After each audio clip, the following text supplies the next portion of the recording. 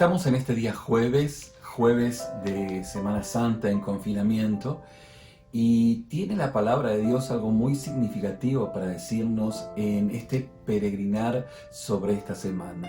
Yo lo invito a que busque el Evangelio de Marcos, en Marcos capítulo 14, versículo 12, donde empieza el relato del día jueves. Es que el jueves, dentro de el uso horario hebreo, comienza aproximadamente a las 6 de la tarde del día miércoles y termina aproximadamente el día jueves a las 6 de la tarde del día jueves. Es de tarde a tarde.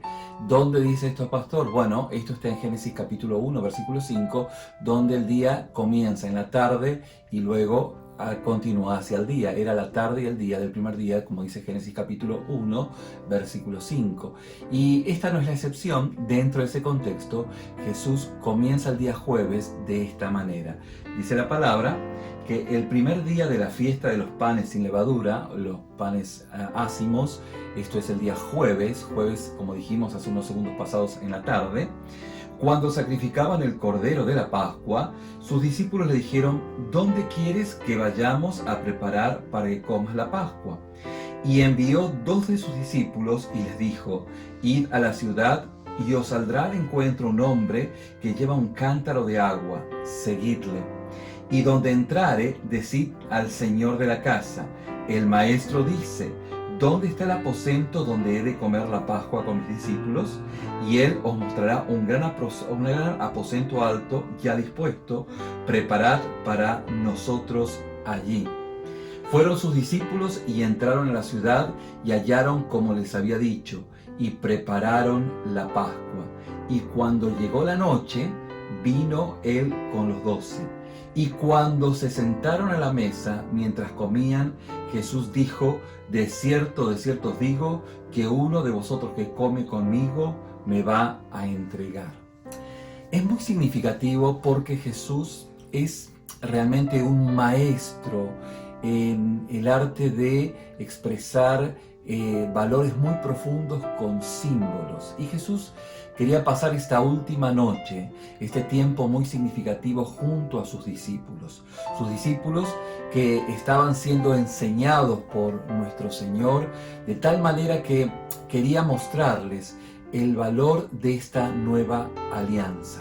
Es que había una nueva manera de relacionarse de Dios con los hombres.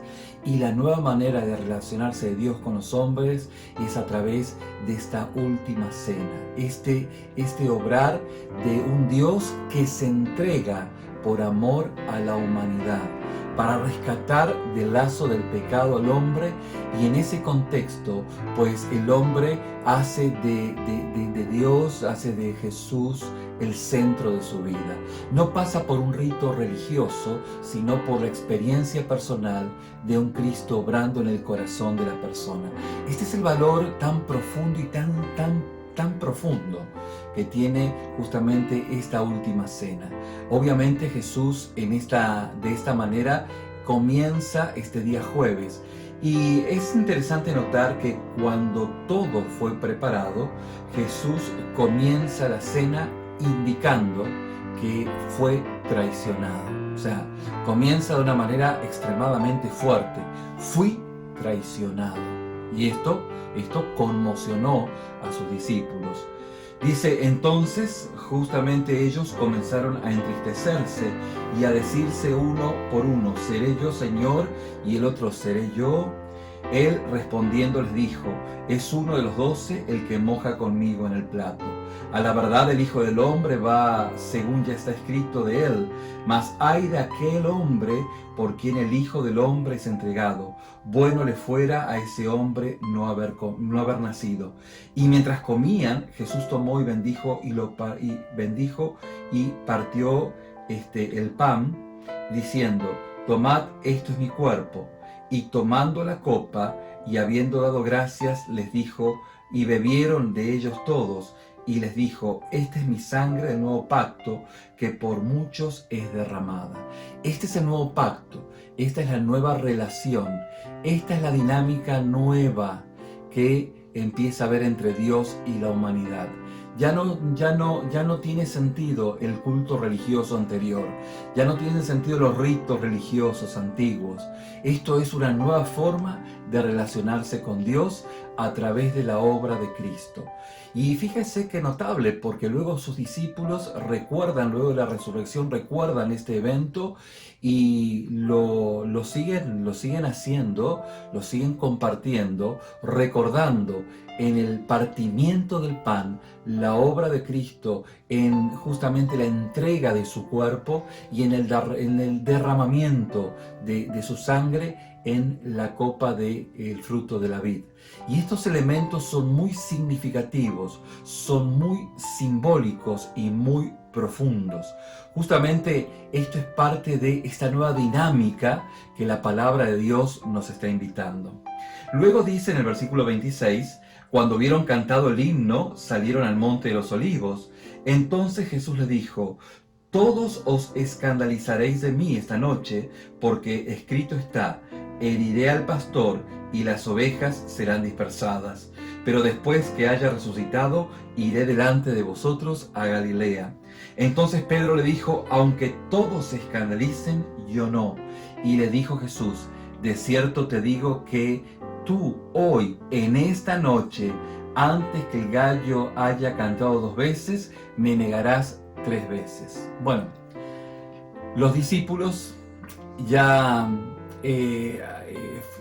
faltarle la palabra a Jesús, decepcionarlo a Jesús, ya era parte de su vida cotidiana y constante, ya que podemos ver que los discípulos eran expertos en fallarle a Jesús.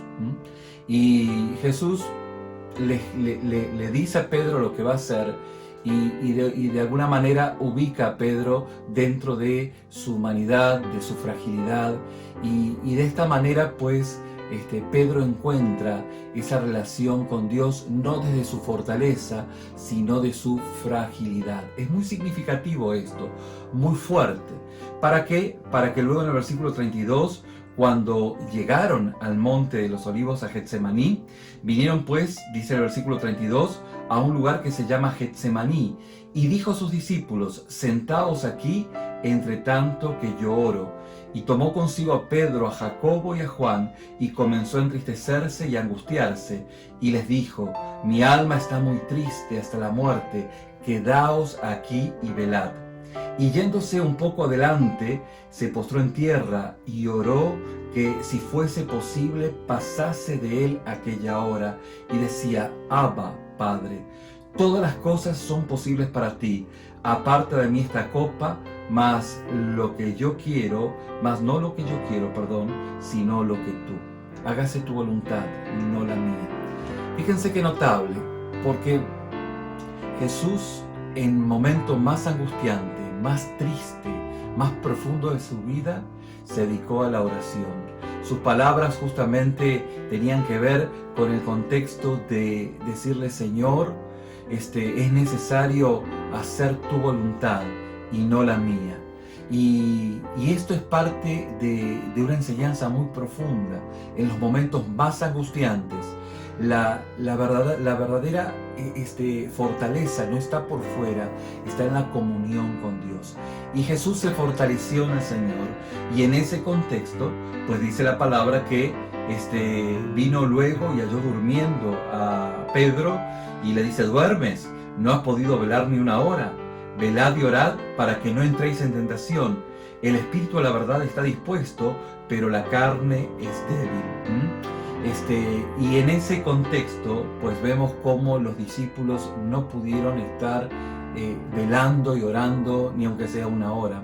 Para luego Jesús dice, bueno, al final dice, otra vez fue y oró diciendo las mismas palabras. Al volver otra vez los halló durmiendo, porque los ojos de ellos estaban cargados de sueño y no sabían qué responderle. Vino la tercera vez y le dijo: bueno, ya duérmanse, ya esto se acabó, ya esto se terminó, duérmanse, ya está, ya está. Es ahí donde justamente dice el versículo 42, levantaos, vamos, he aquí, se acerca el que me entrega. De hecho, justamente fue ahí cuando Judas entregó a Jesús. Y es muy notable poder notar cómo Jesús en la traición fue muy misericordioso con Judas, dándole aún una otra oportunidad. El tiempo de violencia, de mentira, la traición justamente se abalanzan sobre Jesús, y es allí donde empieza la pasión de nuestro Señor Jesús. De hecho, ya no será libre de ir y venir, sino que ahora Él pues será llevado. Y no es que le quitan la vida a Jesús, sino que Él la entrega en este momento. Fíjense que es interesante notar todo el relato, pero podemos culminar esta enseñanza en el texto donde el versículo 51 nos dice: pero cierto joven le seguía cubierto el cuerpo con una sábana y le prendieron, mas él, dejando la sábana, huyó desnudo. Paul Ricoeur dice: los símbolos hablan, los símbolos tienen mucha fuerza. Es notable porque no se sabe a ciencia cierta quién fue este joven que salió desnudo. Hay algo muy significativo en este símbolo, porque nos habla, nos da a entender o nos muestra, nos inquieta nuestro corazón, nuestro espíritu, para preguntarnos: ¿y qué significa este joven que salió desnudo? ¿Qué significa este joven que salió huyendo? Tal vez significará el cristiano que huye en la persecución. Tal vez será el cristiano que empieza a enfriarse en su fe y que con sus acciones, pues de alguna manera desacredita al Señor. Pues aquel que apostata de la fe, puede ser. Esto es lo significativo en este momento. Aquel joven que huyó pudiese ser cada uno de nosotros, que de alguna manera, de alguna forma, pues le damos la espalda al Señor. Y esto es lo que en este día, en este momento, podemos hacer algo muy significativo. Podemos, digamos, una mirada introspectiva, profundizar en nuestra comunión con Dios y decirle: Señor, no quiero ser como ese joven. Quiero estar en el frente de batalla. Quiero consagrar mi vida a ti.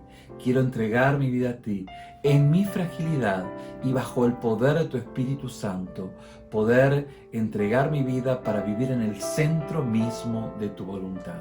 Permítame orar por su vida. Padre, te pido que en este día jueves, sea tu gracia ministrando el corazón de aquel que ha llegado hasta este punto de esta enseñanza, y sea tu poder quien esté ministrando su corazón para consagración de su vida.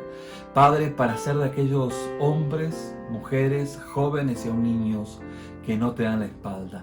Que sea tu favor, que tu gracia nos dé la fortaleza y tu presencia vaya firmando nuestros pasos, caminando, Señor, hacia ti. Te lo pedimos y te lo rogamos, te lo agradecemos en el nombre de Cristo Jesús.